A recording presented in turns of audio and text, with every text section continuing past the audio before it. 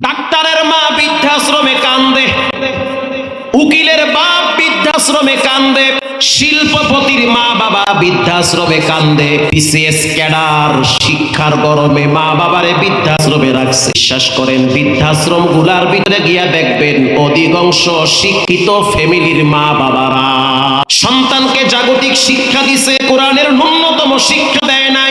সন্তান যদি সকালবেলা কোরআন চিনত, নবী চিনত, ইসলাম চিনত, বড় হওয়ার পর আর কিছু না চিনলেও মা বাবারে চিনত। আমি তো আমার আব্বারে দেখছি চিকন কোন চিনিয়া মসজিদের বারান্দায় বসে থাকে। একদিন যদি নামাজে দেরি করে যেতাম, পাছার কাপড় টান কইরা বিসমিল্লাহ ছাড়া তিনটা মারতো। বিশ্বাস করেন, আমরা 7টা ভাই বোন বাবারে ভয় করে আজরাইলের চাইতেও বেশি। সম্মানের কোনো কমতি নাই। এটা দুনিয়ার জাগতিক শিক্ষা দ্বারা হয় নাই, একমাত্র কোরআনের ছিটা ফোঁটা লাগছে তার কারণে। প্রিয় ভাইয়েরা আমার, জন্য আল্লাহ কোরআনে বলেন, ইয়াউমা লা ইয়ানফাউ মালুন ওয়ালা বানুন ইল্লা মান আতাল্লাহা বিকলবিন সালিম। কিয়ামতের ময়দানে মাল কাজে আসবে না, সন্তান কাজে আসবে না, সম্পদ কাজে আসবে না। আপনার টাকায় ছেলে চলে, মেয়ে চলে। আপনার টাকা দিয়া ছেলে কোচিং এর ফি দেয়, প্রাইভেটের ফি দেয়। আপনার টাকা দিয়া আপনার ম্যাডাম মোটের ব্যাটারি কিনে, আপনার টাকায় ডিশের বিল দেয়। আপনি কেমন পুরুষ? আপনার টাকায় যারা চলে তারা কেন ঘরে টাইম মতো নামাজ পড়বে না? দোষ তাদের না, দোষ হলো আপনার দোষ। আপনি কিছুই করেন, আপনি গোলামি। এই জন্য ছেলে মেয়েদেরকে নামাজের কথা বলবেন, তাহলে একটা টাইমে ঠিকই ধরা খাওয়া লাগবে, হয় দুনিয়ায় না হয় কবরে। কিয়ামতের ময়দানে প্রতিটা মানুষ রবের আদালতে জবাবদিহির জন্য দাঁড়িয়ে যাবে। সময় রব্বুল আলামিন সন্তানকে ডেকে বলবে, নামাজ কেন পড়লা না?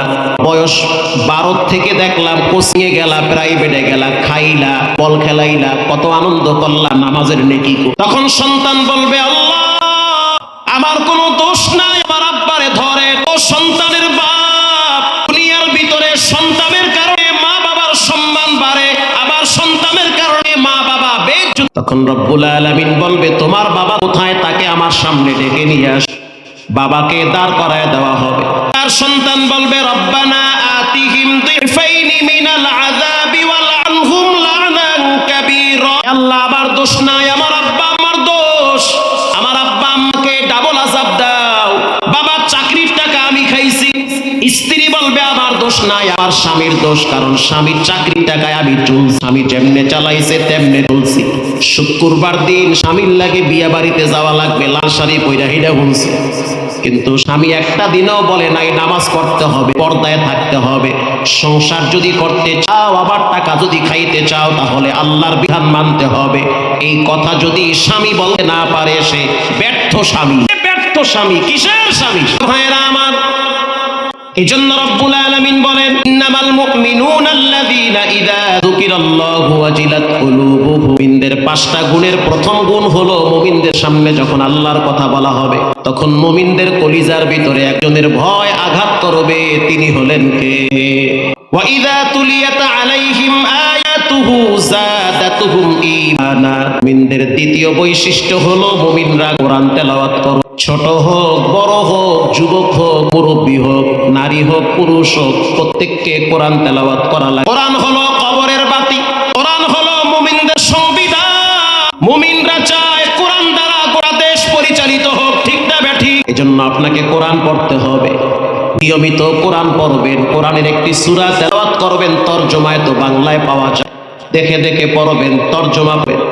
কোরআন যদি না পড়েন, তাহলে আপনার ব্রেন অন্ধ থাকবে, আপনার ব্রেন বুদ্ধি দুর্বল হয়ে যাবে। যে কোরআন পারে না, বুঝে না, চেষ্টাও করে না, তার মতো হতভাগা পৃথিবীতে কেউ না। আল্লাহর রাসূল বলেন, কেউ যদি প্রতিদিন ইশারের নামাজের পর সূরা মুলুক তেলাওয়াত করে, তার কবরে নূরের বাতি জ্বালা দেওয়া হয়। বর্তমান বাইতুল্লাহ শরীফের একজন পাওয়ারফুল ইমাম আছে, যার প্রভাব বাইতুল্লাহ সবচেয়ে বেশি।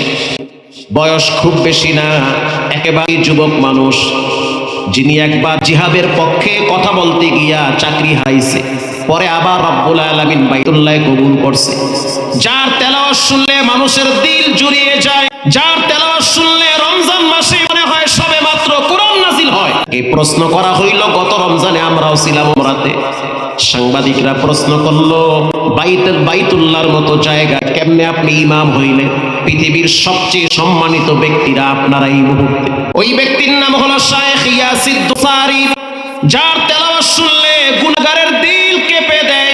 সে জবাব দিল, বাইতুল্লাহর মতো জায়গায় সম্মানিত আল্লাহ পাক করেছেন দুইটা কারণে। এক নম্বরে মা বাবার দোয়া, দুই নম্বরে নিয়মিত প্রতিদিন আমি কোরআন তেলাওয়াত করি, হাঁটতেছি দুইটা আয়াত তেলাওয়াত করি, খানার টেবিলে খানা আছে, খানা খাবো তার আগে সময় পাই দুইটা আয়াত করি, ঘুমাবার আগে দুইটা আয়াত তেলাওয়াত করি, সময় পাইলে হাত দিয়া কাজ করি, পা দিয়া হাঁটি, জিহ্বা লড়ায়া লড়ায়া কোরআন। সে সাংবাদিককে বলল, কিয়ামতের ময়দানে আল্লাহর আদালতে তার উম্মতদেরকে দাঁড় করানো হবে, আল্লাহর নবীর উম্মতদেরকে দাঁড় করানো হবে। কোরআন তাদের পক্ষে বিপক্ষে সাক্ষী। মানুষ তার দেহটা রবের জন্য ব্যয় করে না, দেহ ব্যয় করে দুনিয়ার জন্য। হাত দিয়া কাজ করেন, পা দিয়া কাজ করেন, অঙ্গ প্রত্যঙ্গ ব্যবহার করলে ব্যথা করে। দুই ঠোঁটের মাঝখানের জিহ্বা এমন একটা বস্তু যার দ্বারা ব্যবহার করলে কখনোই ব্যথা করে না। জিহ্বা এমন একটা দামি সম্পদ, এটা দিয়ে যতই পড়েন, যতই আওয়াজ দেন, একটা সেকেন্ডের জন্য ব্যথা করবে না। শায়েখ ইয়াসির দুসারি বলেন, যারা জানে তাদের মাথায়ও নূরের টুপি পরায়া দেওয়া হবে, যারা তেলাওয়াত করে কোরআন। আল্লাহ রাব্বুল আলামিন বলেন, ওয়া ইযা তুলিয়াত আলাইহিম আয়াতুহু যাদাতুহুম ঈমানা ওয়া আলা রাব্বিহিম ইয়াতাওয়াক্কালুন। যখন তারা কোরআন তেলাওয়াত করে তখন তাদের ঈমান বেড়ে যায়, ঈমান বাড়তে বাড়তে এমন একটা জায়গায় পৌঁছে যায়, তখন তারা দুনিয়ার কোনো পরাশক্তি ভয় করে না, তাওয়াক্কুল ভরসা করে একজন উপরে, তিনি হলেন কে? মুমিনদের 4 নম্বরের গুণ, আল্লাযীনা ইউকিমুনাস সালাহ। মুমিনরা টাইম টু টাইম প্রতিদিন 5 ওয়াক্ত নামাজ আদায় করবে। ধনী হন, গরিব হন, চাকরিজীবী হন, ব্যবসায়ী হন, কর্মচারী হন, প্রতিটা বালেক পুরুষ নারী পুরুষের উপরে 5 ওয়াক্ত নামাজ ফরজ করেছেন কে? যার জীবনে নামাজ নাই তার জীবনে কিছু। একটা পশু সেও খায়, একটা মানুষ সেও খায়। পশু ঘুমায়, মানুষও ঘুমায়।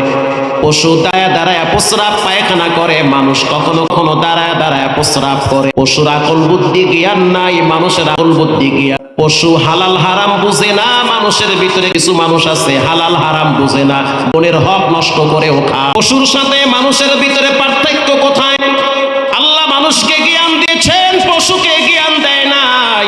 এজন্য পশু মারা গেলে কোনো হিসাব নাই, মাটির সাথে মিশে যায়। তো মানুষ সাবধান, মরার পরে তোমার জন্য কবর আছে, কবরের মাটি আছে, তারপরে কবরের ভিতরে কিছু একটা হবে।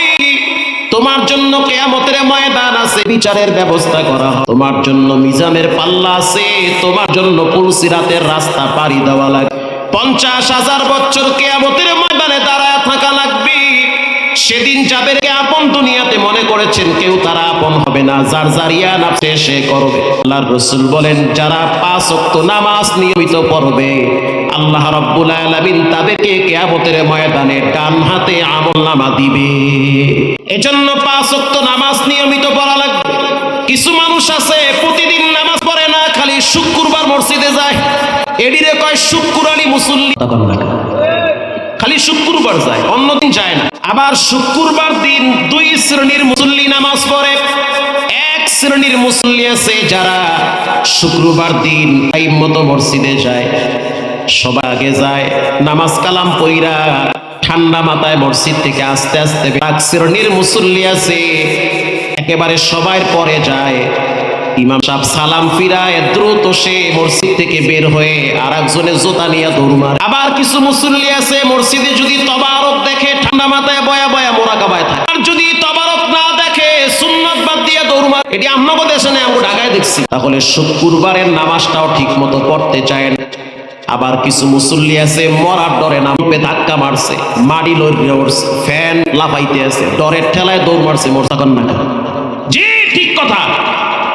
এই তো গত 11 তারিখে আমি মাওলানা খোরশেদ আলম কাসিমি সাহেব 11 না 12 তারিখে ঢাকার থেকে বিমানে যাইতেছি কক্সবাজার মাহফিলে। তো বিমানে ওঠার পরে বিমান ক্রু বলতে আছে, সাবধান, শক্ত হইয়া বইয়েন, অবস্থা খুব খারাপ, অবস্থা খুব খারাপ, অবস্থা খুব ভয়াবহ। কুয়াশায় দেখা যায় না, একটা দুর্ঘটনার মুখোমুখি হচ্ছি আমরা, ঝুঁকিপূর্ণ অবস্থা। তো বিমানে ওঠার পরে প্রথম দিকে যে অবস্থা দেখছি মনে হয় বিমান না বিয়া বাড়ি।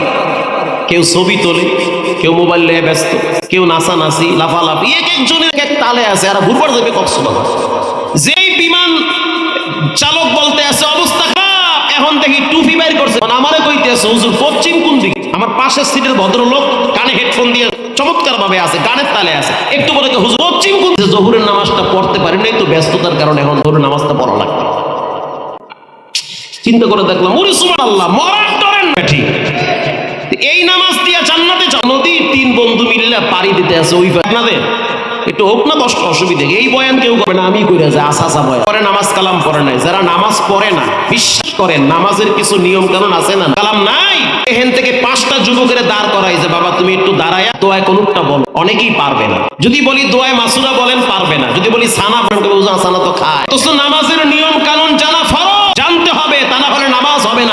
3 পণ্ডিত পদ্মা নদী পারি, উনি পণ্ডিত করতে আছে নদীর ওই পারে যাইতে পারি কিনা আল্লাহ জানে। যেই কাদায় তুফানে বাড়ি মারতে আছে এত নৌকা তলায়। 3 জনই পরামর্শ করলো যে একটা কাজ করি, সূর্য লাল হয়ে গেছে, মাগরিবের রক্ত যায়, আল্লাহ না করুক যদি আমরা ওই পারে যাই না পারি, আর যদি এই নৌকা ডুইবা আমাকে লাশ তো পাওয়া যাবে না, কুমিরের পেটে যাইবে, তার চাইতে একটা কাজ করি মাগরিবের না। ঠিক বুদ্ধি দিছি, একটু পরে মরলে তো চেহারা আল্লাহর সামনে হিসাব নিকাশ খুব করা হবে।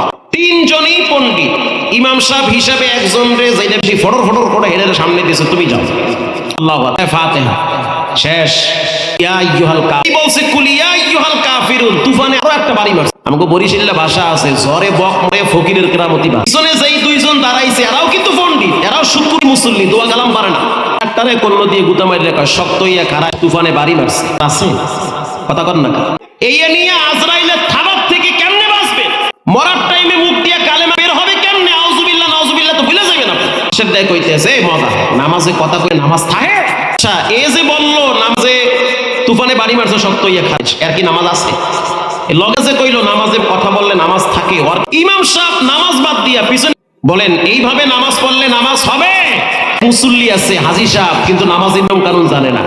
অনেক যুবক আছে নাবির নিচে প্যান্ট পইরা আল্লাহ টুকুতে গেলে পিছনে সব বাইরে যায়। ঠিক না বেঠিক? এগুলার নিয়ম কানুন জানতে হবে বাবা, রাগ করলে হবে না। এই নিয়ম যদি না জানেন নামাজ